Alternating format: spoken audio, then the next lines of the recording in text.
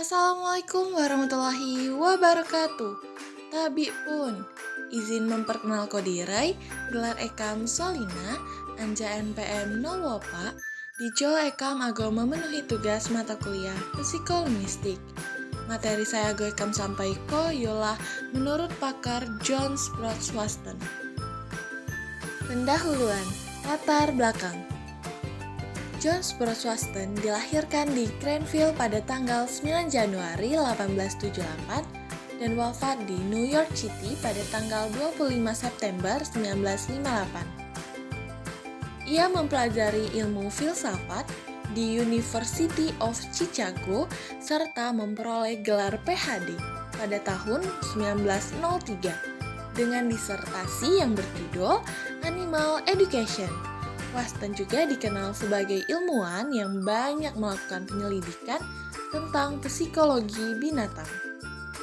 Selanjutnya, pada tahun 1908, ia menjadi profesor dalam psikologi eksperimen dan psikologi komparatif di Johns Hopkins University, tepatnya di Baltimore, dan sekaligus menjadi direktur laboratorium psikologi di universitas tersebut.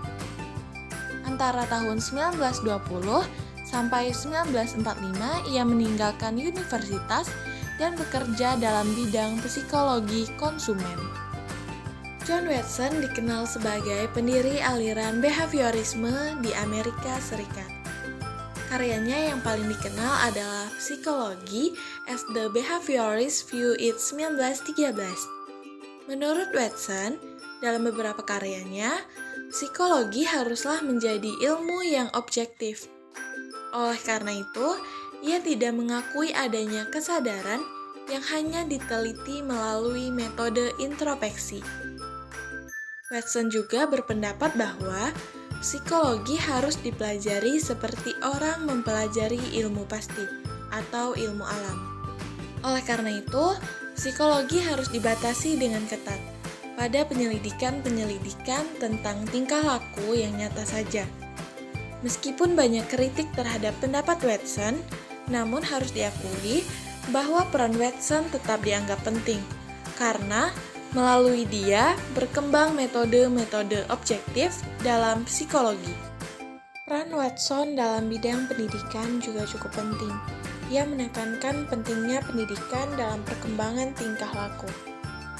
Ia percaya bahwa dengan memberikan conditioning tertentu dalam proses pendidikan, maka akan dapat membuat seorang anak mempunyai sifat-sifat tertentu.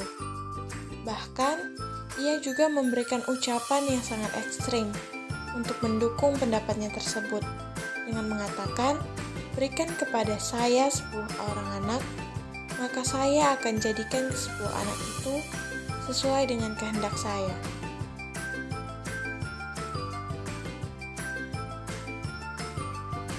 Psikologi adalah cabang eksperimental dari natural science. Posisinya setara dengan ilmu kimia dan fisika, sehingga introspeksi tidak punya tempat di dalamnya. Sejauh ini, psikologi gagal dalam usahanya membuktikan jati diri sebagai natural science. Salah satu halangannya adalah keputusan untuk menjadikan bidang kesadaran sebagai objek psikologi.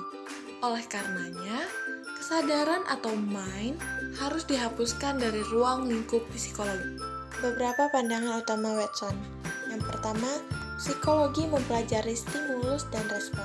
Yang dimaksud dengan stimulus adalah semua objek di lingkungan, termasuk juga perubahan jaringan dalam tubuh.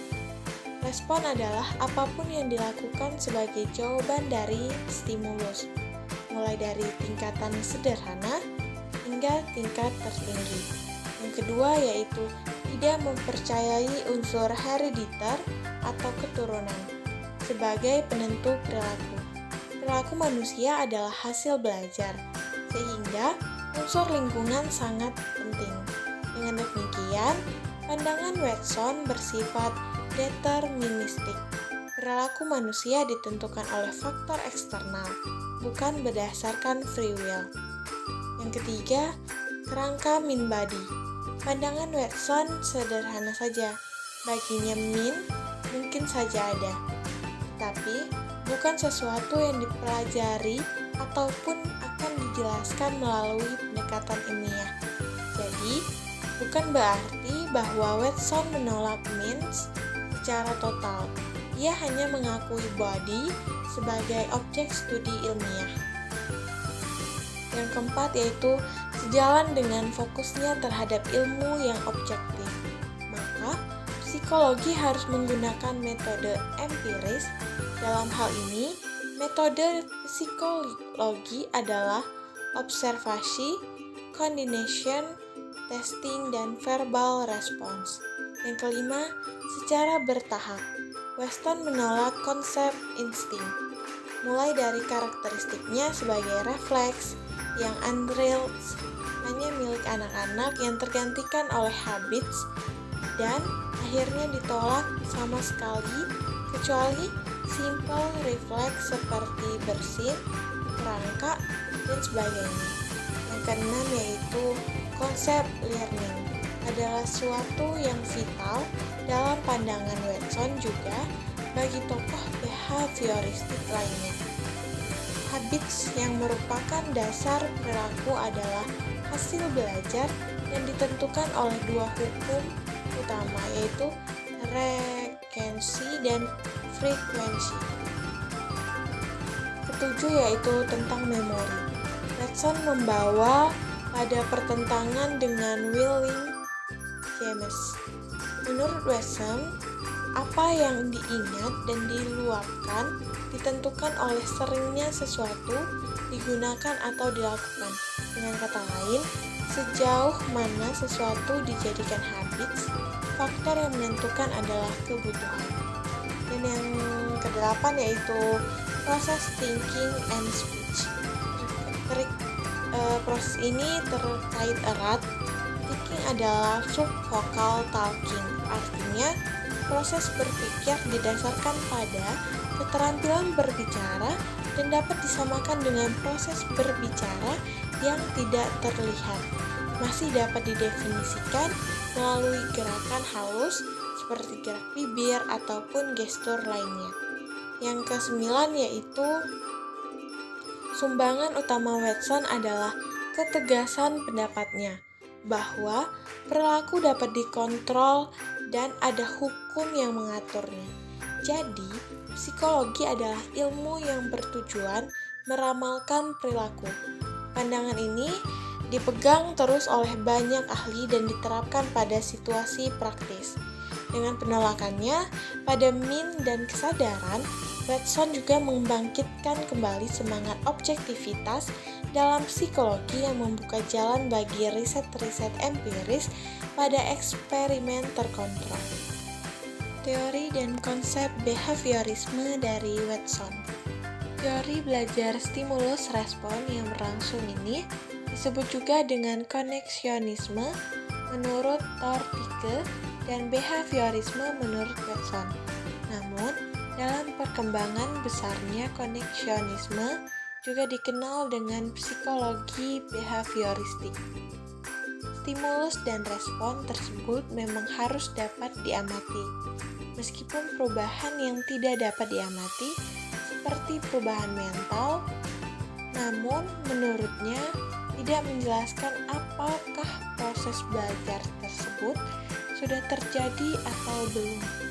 Dengan asumsi demikian, dapat diramalkan perubahan apa yang akan terjadi pada seorang anak.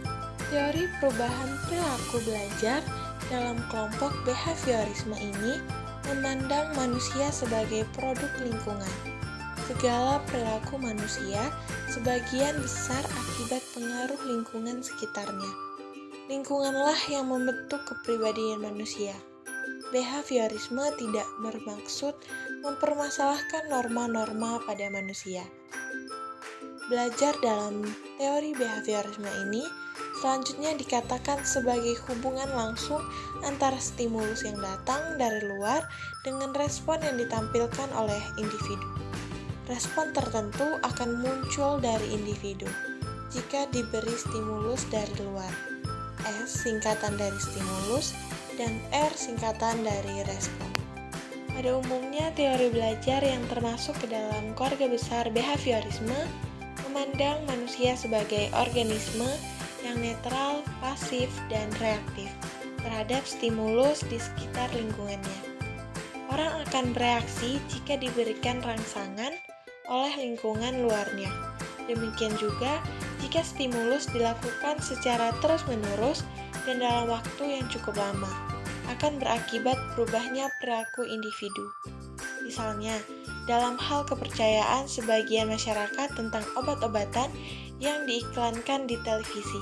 Mereka sudah tahu dan terbiasa menggunakan obat-obatan tertentu yang secara gencar ditayangkan di media televisi.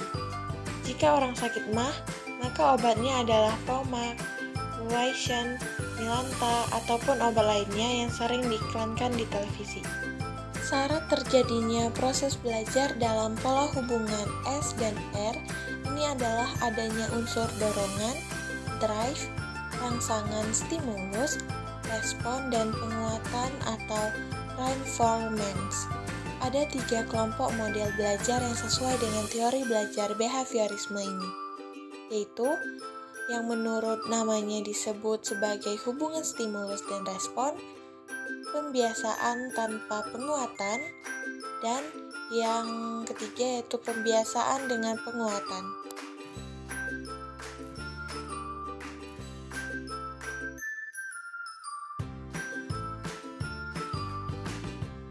Mungkin itu saja yang bisa saya sampaikan. Lebih kurangnya saya mohon maaf. Saya akhiri. Wassalamualaikum warahmatullahi wabarakatuh. Terima kasih semuanya.